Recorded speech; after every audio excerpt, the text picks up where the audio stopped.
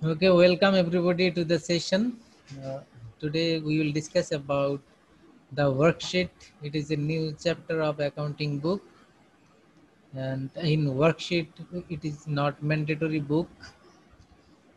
It is helpful book to maintain by the firm, and if it is maintained by the firm, it is beneficial for them to prepare the financial statement, and it is the pre-steps of preparing financial statements. And financial statements already you know, that is the income statement, balance sheet, and statement of owner's equity and cash flow statement. And in last class already we learned about the how to prepare the income statement, balance sheet, and statement of the owner's equity. And today we will discuss how to prepare the worksheet, and from this worksheet how can we make the income statement, because worksheet is a 5 column statement. And in worksheet, if it is maintained by the firm, then it will be helpful for them to prepare the financial statements, because in a worksheet the adjusted trial balance is there, adjusting entries are there, then income statement is there, balance sheet is there. So all the statements, all the closing, all the adjusting entries, so all together in the worksheet. তো আমরা গত ক্লাসে এগুলি আলাপ করেছিলাম কিভাবে অ্যাডজাস্টমেন্টগুলি করতে হয়। আজকে ওয়ার্কশিট দেখব, ওয়ার্কশিটের মধ্যে সবগুলি বিষয়ই একসাথে থাকে। এখানে 5 কলাম ওয়ার্কশিট, অনেক 5টা কলামের মধ্যে আমরা দেখতে পারি। তো সবগুলি ফার্ম এটা মেনটেন করে থাকে হেল্পফুল বুক হিসেবে, এটা করাটা বাধ্যতামূলক নয়, করলে তাদেরই স্টেটমেন্ট তৈরি করার সুবিধা। তো আমরা ওয়ার্কশিট নিয়ে আজকে আলাপ করব, ওয়ার্কশিট কিভাবে তৈরি করতে হয়। সবাই কি স্লাইড দেখতে পাচ্ছ? না স্যার, এখন এবারে এখন দেখছি। আচ্ছা,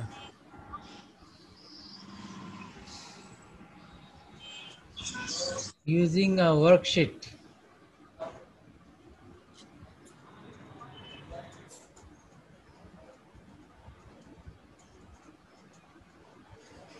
তো এখানে আমরা দেখব multi column form used in preparing financial statement। যদি আমরা বলি যে ওয়ার্কশিটটা কি, it is a multi column, মানে এখানে অনেকগুলি কলাম থাকে, form used in preparing financial statements। Financial statement তৈরি করার জন্য এটি আগে প্রি স্টেপ, আগে এটা তৈরি করা হয়। and it is not a permanent accounting record, এটা টেম্পোরারি বেসিসে মূলত করা হয়, not permanent. and use the worksheet is optional, আগেই বলেছি এটা ম্যান্ডেটরি না, সবার মেনটেন করতেই হবে তা নয়, এটি হেল্পফুল বুক হিসেবে ইউজ হয়।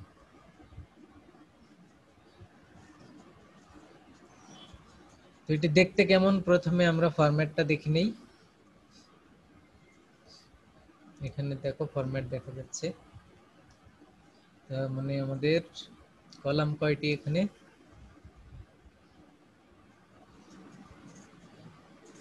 5টি sir. Trial balance, adjustments, adjusted trial balance, income statement, balance sheet. এর আগে আমরা শিখেছি যে কিভাবে অ্যাডজাস্টমেন্ট এন্ট্রি করতে হয়, এবং অ্যাডজাস্টমেন্ট এন্ট্রিগুলি ট্রায়াল ব্যালেন্সের সাথে অ্যাডজাস্ট করে কিভাবে অ্যাডজাস্টেড ট্রায়াল ব্যালেন্স করতে হয়, এগুলি আমাদের অলরেডি জানা আছে। ইনকাম স্টেটমেন্ট সেটাও আমরা করেছি, ব্যালেন্স শিটও করেছি। তো এই সবগুলি একই ফরম্যাটের মধ্যে আমরা এখানে নিয়ে আসলাম। তার মানে প্রথমে আমরা দেখব যে ট্রায়াল ব্যালেন্সটি কিভাবে দেয়া থাকে, তারপরে কি কি অ্যাডজাস্টমেন্ট আছে সেগুলি আমরা এন্ট্রি দিব। প্রথমে 1 নাম্বার কি কাজ আমাদের, প্রিপেয়ার আর trial balance on the worksheet. ওয়ার্কশিটে ট্রায়াল ব্যালেন্সটি আমরা তুলব, দেখে দেখে লিখব। Secondly enter the adjustment data, adjusted entry debit credit গুলি লিখব। নাম্বার 3 এন্টার অ্যাডজাস্টেড ব্যালেন্সেস, তার মানে অ্যাডজাস্টেড ট্রায়াল ব্যালেন্স তৈরি করব 3rd কলামে। দেন আমাদের ইনকাম স্টেটমেন্ট এবং ব্যালেন্স শিট 4th এবং 5th কলাম, এটা কমপ্লিট করব। অল টুগেদার এই পুরোটাই হলো ওয়ার্কশিট। ওকে, তো এবারে দেখো একটি এখানে ট্রায়াল ব্যালেন্স দেয়া আছে। এই ট্রায়াল ব্যালেন্সটি তোমরা সবাই ফলো করো। বইয়ে দেয়া আছে ট্রায়াল ব্যালেন্সটি, বই থেকেই আমরা এখানে তুললাম। কি কি আছে এখানে? ক্যাশ থেকে শুরু করে একবারে লাস্ট টার্ন হলো রেন্ট এক্সপেন্স। দেখতে পাচ্ছ তো? জি স্যার। আচ্ছা, তাহলে ফার্স্ট কলামে হলো ট্রায়াল ব্যালেন্স কলাম। এখানে আমরা প্রথমে অ্যাকাউন্ট টাইটেলগুলি লিখলাম এবং ডেবিট ক্রেডিট অ্যামাউন্টগুলি আমরা এখানে বসলাম in trial balance column. Trial balance কলামে আমরা সবগুলি ডেটা এখানে বসালাম। তো এই যে ডেটাগুলি বসালাম এগুলি জাস্ট দেখে দেখে তোলা আর কি। Cash, supplies, prepaid insurance, office equipment, notes payable, তার মানে কোম্পানির যে ডেটাগুলি আমরা পেলাম এগুলি এখানে ওয়ার্কশিটে তুললাম। তার মানে ফার্স্ট কলাম আমাদের জাস্ট দেখে দেখে বসানো। তো এটি তোমাদের ফরম্যাটটি জানতে হবে। 5টি কলাম, এখানে 5টি কলাম তৈরি করবে প্রথমে। প্রতিটি কলামের মধ্যে ডেবিট ক্রেডিট এরকম থাকবে। ফার্স্ট কলামের নাম ট্রায়াল ব্যালেন্স, তারপরের কলামের নাম অ্যাডজাস্টমেন্টস, তারপরের কলামের নাম অ্যাডজাস্টেড ট্রায়াল ব্যালেন্স, তারপরের কলাম ইনকাম স্টেটমেন্ট, তারপরে ব্যালেন্স শিট। এই 5টি কলাম এভাবে দেখে দেখে তৈরি করব এবং প্রতিটি কলামে ডেবিট ক্রেডিট থাকে। ওকে। Okay sir. এবং প্রথম কাজ কি আমাদের? প্রথম কাজ তোমার কোশ্চেনে যে ট্রায়াল ব্যালেন্সটি দেয়া থাকবে, কোশ্চেনে একটি ট্রায়াল ব্যালেন্স দেয়া থাকলো, সেই ট্রায়াল ব্যালেন্সটি দেখে দেখে ফার্স্ট কলামে আমরা বসালাম বা তুললাম। এটা হলো 1 নাম্বার কাজ। ওকে। সেকেন্ড কাজ হলো অ্যাডজাস্টমেন্টগুলি কি কি আছে সেই অ্যাডজাস্টমেন্ট এন্ট্রিগুলি একটি একটি পড়তে হবে এবং এটি ডেবিট ক্রেডিট অ্যাডজাস্টমেন্ট কি হবে সেই অনুযায়ী এখানে বসাতে হবে। তার মানে এখন আমাদের কাজ হলো কি কাজ? অ্যাডজাস্টমেন্টগুলি জানা, অ্যাডজাস্টমেন্ট এন্ট্রিগুলি কি কি। তো অ্যাডজাস্টিং জার্নাল এন্ট্রিগুলি আমরা চ্যাপ্টার 3 তে পড়েছিলাম, সেইগুলি এখানে নিয়ে আসলাম। এগুলি তো সবার বইয়ে আছে। আমরা অক্টোবর মাসের যে অ্যাডজাস্টমেন্টগুলি করেছিলাম সেখানে ফার্স্ট কি ছিল? Supplies expense debit, supplies credit. মনে আছে এগুলি আগে আমাদের করা ছিল? জি স্যার। আচ্ছা, এখানে কয়টি অ্যাডজাস্টমেন্ট আছে দেখো? কয়টি?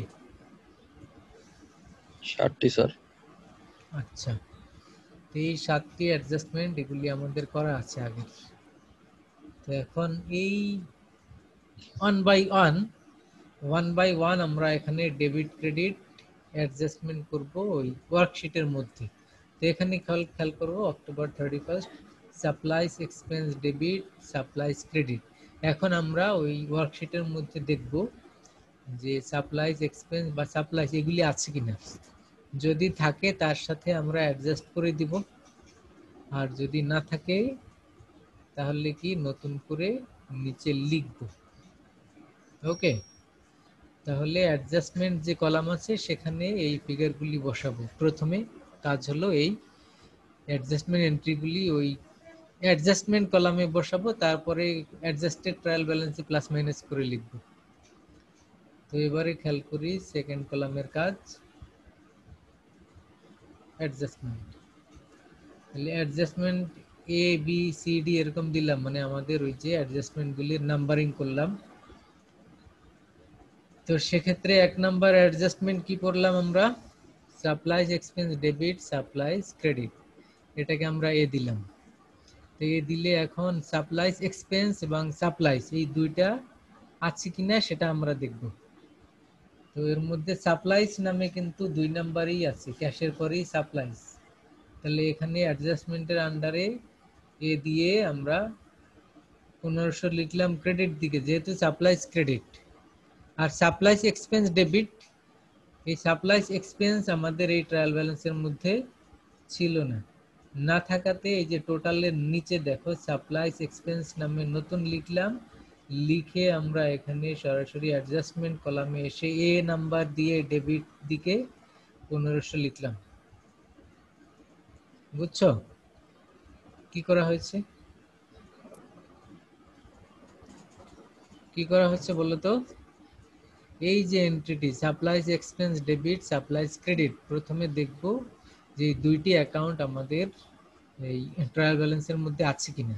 আমরা খুঁজে দেখলাম অনলি সাপ্লাইজ এটি রয়েছে, তাহলে সাপ্লাইজ যেহেতু এখানে ক্রেডিট দিকে, তাহলে আমরা এ নাম্বার দিয়ে আমরা কি করলাম, ক্রেডিট দিকে 1500 লিখলাম। আর সাপ্লাইজ এক্সপেন্স এর মধ্যে ছিল না, না থাকাতে নিচে আমরা সাপ্লাইজ এক্সপেন্স লিখে ডেবিট দিকে এ দিয়ে এ নাম্বার দিয়ে 1500 লিখে দিলাম। ক্লিয়ার? জি স্যার। জি স্যার। আচ্ছা, তাহলে এবারে একইভাবে 2 নাম্বার দেখো। আবার 2 নম্বরে আমাদের এন্ট্রি কি ছিল, insurance expense debit prepaid insurance credit. এখানেও আমরা দেখব এই দুইটি আমাদের আছে কিনা, যদি না থাকে নিচে লিখবো, আর থাকলে সেই বরাবর লিখে দিব। তাহলে বি নাম্বার দিয়ে দেখো, বি নাম্বার দিয়ে আমাদের প্রিপেইড ইন্স্যুরেন্স রয়েছে এখানে, তাহলে এই বরাবর বি দিয়ে ক্রেডিট দিকে 50, আর ইন্স্যুরেন্স এক্সপেন্স এর মধ্যে ছিল না, এই কারণে নিচে আমরা ইন্স্যুরেন্স এক্সপেন্স লিখে বি দিয়ে ডেবিট দিকে 50 লিখে দিলাম। ওকে, ওকে স্যার। ওই একইভাবে আগেরটার মতো। 3 নাম্বার একইভাবে দেখো, ডেপ্রিসিয়েশন এক্সপেন্স আর অ্যাকুমুলেটেড ডেপ্রিসিয়েশন 40। সি নাম্বার দিয়ে আমরা খুঁজবো প্রথমে যে ডেপ্রিসিয়েশন এক্সপেন্স এগুলি আছে কিনা এর মধ্যে, বা অ্যাকুমুলেটেড ডেপ্রিসিয়েশন। তো আমরা এখানে খুঁজে দেখো, ক্যাশ থেকে শুরু করে ডেপ্রিসিয়েশন নামে কিছুই নাই এর মধ্যে, তাহলে একটা যেহেতু নাই এখানে, আমাদের নিচে দুইটাই লিখবো আমরা।